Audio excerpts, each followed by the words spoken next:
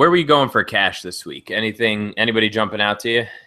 I mean, it seems like the theme should be paying up for quarterback. Like the matchups are so good up top with such high over-unders. I mean, you look at starting off with New England and at New Orleans, over-under of 55, even though Tom Brady is the highest priced quarterback on the slate at $7,900. I mean, his implied team total is over 30. So, I mean, you got to love that. So it's hard to go move away from that top four of Brady, Breeze, Ryan, and Rodgers. Rodgers, of course, being the least expensive at 7,400. But I think for cash, I'm probably going to roster one of those four guys, because they have this just absolutely sick upside. What are your thoughts about those four? And am I crazy for sticking with them in cash? No, I don't think you're crazy at all. I mean, I think that's sort of the general consensus, which obviously in cash, that's kind of what you go for, at least in most spots, just trying not to lose any ground on the field, and then, going from there and trying to figure out where to differentiate and get some high upside somewhere else. If I was going to pay down, I mean, these might be more leaning towards GPPs, but I don't mind them in cash, or vice versa. I'm sorry. More leaning towards, somewhere in between cash and GPPs for me, but I wouldn't mind throwing Phillip Rivers into some of my head-to-head lineups or something like that. And then I got to ask you if I'm crazy, because I kind of want to get a little exposure to Tyrod this week as well. So what are your thoughts down there in that range? Yeah, I mean, in the kind of 5,000 to 6,000 range, it's kind of tough. I'm not a huge fan of Tyrod, especially on the road this week playing Carolina. Carolina's defense, I know it was against the 49ers, but they did look to be improved versus last year. I just don't think that passing game can really get a whole lot done with the weapons they have right now in Buffalo. For any quarterback under 6K that I'd be looking at, it's tough. I don't want to go back to the Sam Bradford well, even though I think they'll perform pretty well in Pittsburgh playing catch-up. I would think Rivers might be the choice there. But I hate to say it, in GPPs, I might go back to Carson Palmer. I know he was so atrocious week one playing Detroit, but they're playing the Indianapolis Colts, who made Jared Goff look like the second coming of Dan Marino. So I mean,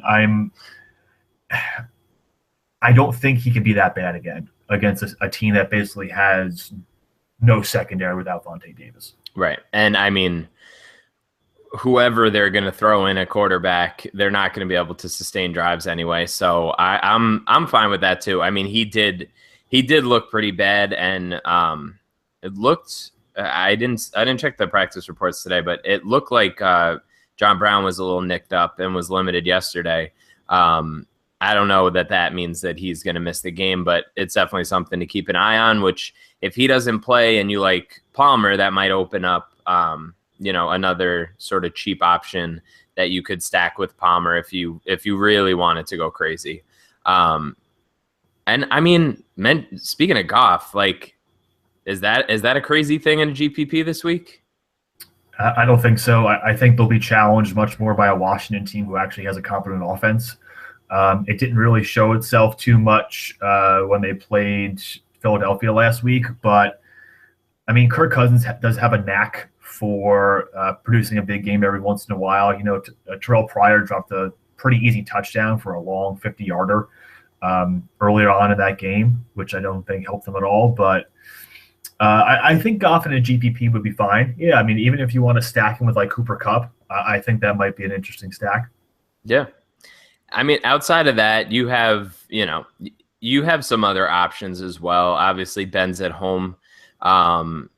So I don't mind that at all. But other than that, I really think that most of my exposure is really going to be sort of concentrated up at the top for cash, and then sprinkle in some of these guys we just talked about for GPPs, and kind of leave it at that.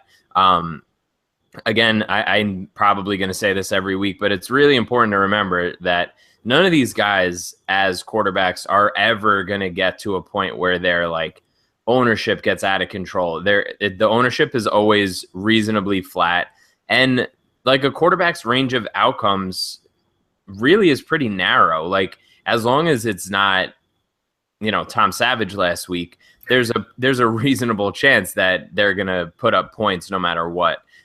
So this week, because of the matchups up at the top, I think it's fine to pay up.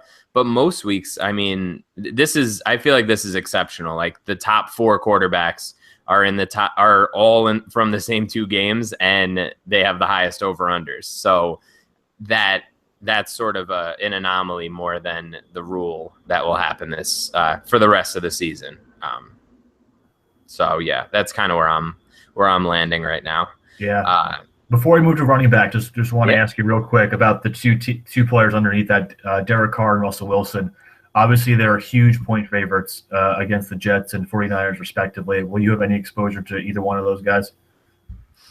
I probably will to Russ. I'm kind of leaning towards, if I am gonna play some Oakland guy. I mean, I always love Cooper, so I'm definitely gonna have some Cooper, which I guess would put Carr in play if I feel like stacking that game.